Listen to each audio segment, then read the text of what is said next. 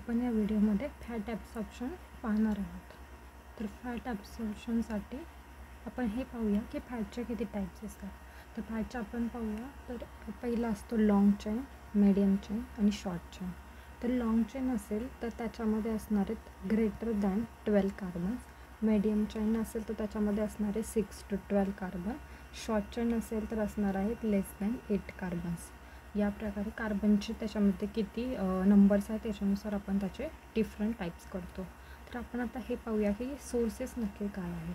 तर long chain fatty acid हे mostly आपल्याला आपल्या फूडमध्ये सापडतात, म्हणजे आपण जो डाएट घेतो त्यामध्ये असतात.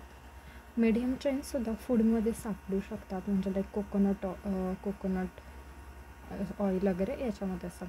पण शॉर्ट चेन मात्र हे फूडमध्ये नसतात. हा खूप इम्पॉर्टंट पॉईंट आहे, तो म्हणजे शॉर्ट चेन हे फूडमध्ये नसतात. ओके. त्याच्यानंतर आपण पाहणार आहोत की पँक्रियाटिक लायपेसची कोणत्या नीड असते लायपोलायसिससाठी. सगळ्यात इम्पॉर्टंट हा आहे की लाँग चेनसाठी फक्त पँक्रियाटिक लायपेसची गरज असते, मीडियम चेनसाठी गरज नसते, शॉर्ट चेनसाठी सुद्धा गरज नसते. आणि आपण काय बोललं की शॉर्ट चेन हे फूडमधून भेटत नाही. मग आपला पुढचा क्वेश्चन हा पाहिजे की मग नक्की शॉर्ट चेन येते कुठून किंवा असे फॅट्स येतात कुठून. तर सपोज आपल्या स्मॉल इंटेस्टाईनमध्ये कार्बोहायड्रेटचे डिग्रेडेशन झालं नाही, तर तेच कार्बोहायड्रेट कुठे जाणार आहे, तर तेच कार्बोहायड्रेट पुढे जाणार आहे लार्ज इंटेस्टाईनमध्ये वगैरे.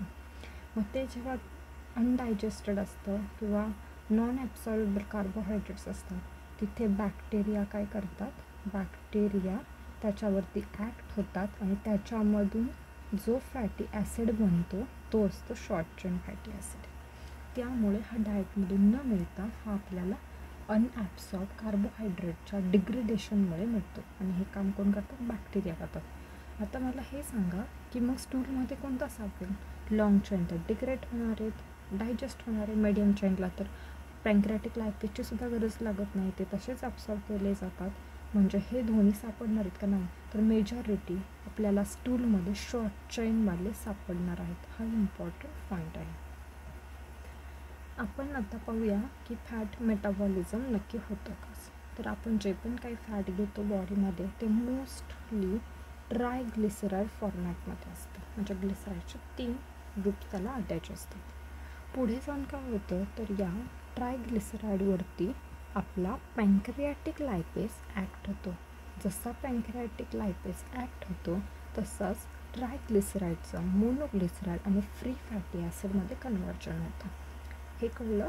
आता आपल्याला काय करायचं आहे, तर फ्री फॅटी ॲसिडला डिग्रेड करायचं आहे. पण फ्री फॅटी ॲसिड इतका इझिली डिग्रेड होतो का, तर नाही.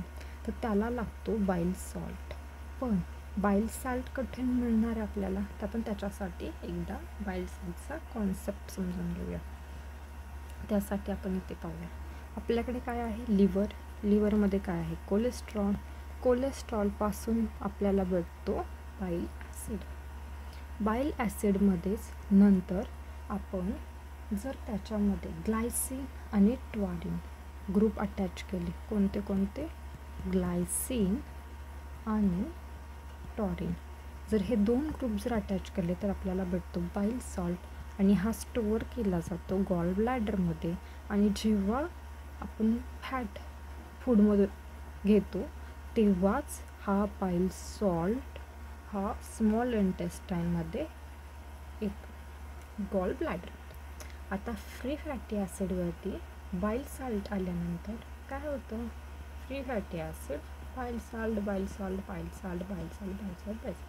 आणि याच्यामधून जे बनतं त्याला आपण मिसेल म्हणतो. आता हे मिसेल काय झालं, मग पहिल्यांदा फ्री फॅटी ॲसिड हे होते आतमध्ये फ्री फॅटी ॲसिड आहे आणि त्याच्या बाहेर आहेत बाईल सॉल्ट.